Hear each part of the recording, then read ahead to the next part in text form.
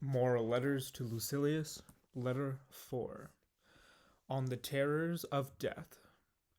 You keep on as you have begun, and make all possible haste, so that you have longer enjoyment of an improved mind, one that is at peace with itself. Doubtless you will derive enjoyment during the time when you are improving your mind and setting it at pace with itself, but quite different is the pleasure which comes from contemplation when one's mind is so cleansed from every stain that it shines. You remember, of course, what joy you felt when you laid aside the garments of boyhood and donned the man's toga, and were escorted to the forum. Nevertheless, you may look for a still greater joy when you have laid aside the mind of boyhood and when wisdom has enrolled you among men. For it is not boyhood that still lays with us, but something worse, boyishness. And this condition is all the more serious because we possess the authority of old age, together with the follies of boyhood, yea, even the follies of infancy. Boys fear trifles, children fear shadows. We fear both. All you need to do is to advance. You will thus understand that some things are less to be dreaded precisely because they inspire us with great fear. No evil is great, which is the last evil of all. Death arrives. It would be a thing to dread, if it could remain with you, but death must either not come at all, or else come and pass away. It is difficult, however, you say, to bring the mind to a point where it can scorn life. But do you not see what trifling reasons impel men to scorn life? One hangs himself before the door of his mistress, another hurls himself from the housetop that he may no longer be compelled to bear the taunts of a bad-tempered master. A third, to be saved from arrest after running away, drives a sword into his vitals. Do you not suppose that virtue will be as efficacious as excessive fear? No man can have a peaceful life who thinks too much about lengthening it, or believes that living through many consulships is a great blessing. Rehearse this through thought every day, that you may be able to depart from life contentedly, for men clutch and cling to life, even as those who are carried down a rushing stream clutch and cling to briars and sharp rocks.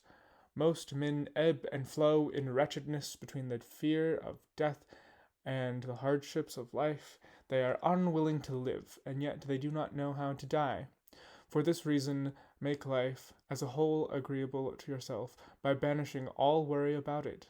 No good thing renders its possessors unhappy unless his mind is reconciled to the possibility of loss. Nothing, however, is lost with less discomfort than that which, when lost, cannot be missed.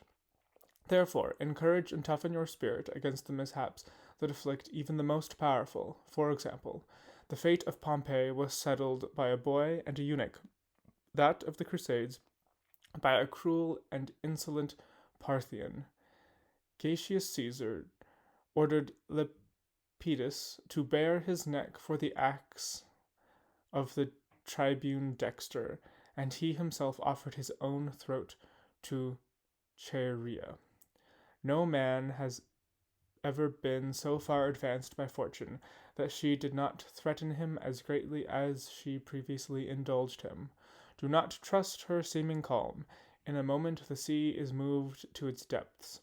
The very day the ships have made a brave show in the games, they are engulfed. Reflect that a highwayman or an enemy may cut your throat, and though he is not your master, every slave wields the power of life and death over you. Therefore I declare to you, he is lord of your life that scorns his own. Think of those who have perished through plots in their own homes, slain either openly or by guile.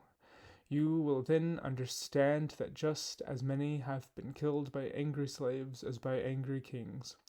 What matter, therefore, how powerful he be whom you fear, when everyone possesses the power which inspires your fear? But, you will say, if you should chance to fall into the hands of the enemy, the conqueror will command you be led away. Yes, whither you are already being led. Why do you voluntarily deceive yourself and require to be told now for the first time what fate it is that you have been long laboring under? Take my word for it, since the day you were born, you are being led thither. We must ponder this thought, and thoughts of the like nature, if we desire to be calm as we await that last hour, the fear of which makes all previous hours uneasy. But I must end my letter. Let me share with you the saying which pleased me today. It, too, is culled from another man's garden.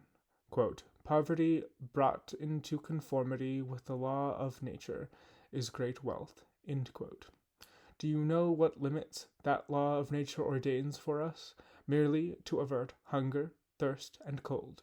In order to banish hunger and thirst, it is not necessary for you to pay court at the doors of the purse-proud, or to submit to the stern frown, or to the kindness that humiliates.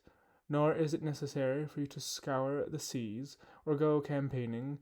Nature's needs are easily provided and ready to hand. It is the superfluous things for which men sweat, the superfluous things that wear our togas threadbare, that force us to grow old in camp, that dash us upon foreign shores. That which is enough is already into our hands. He who has made a fair compact with poverty is rich. Farewell.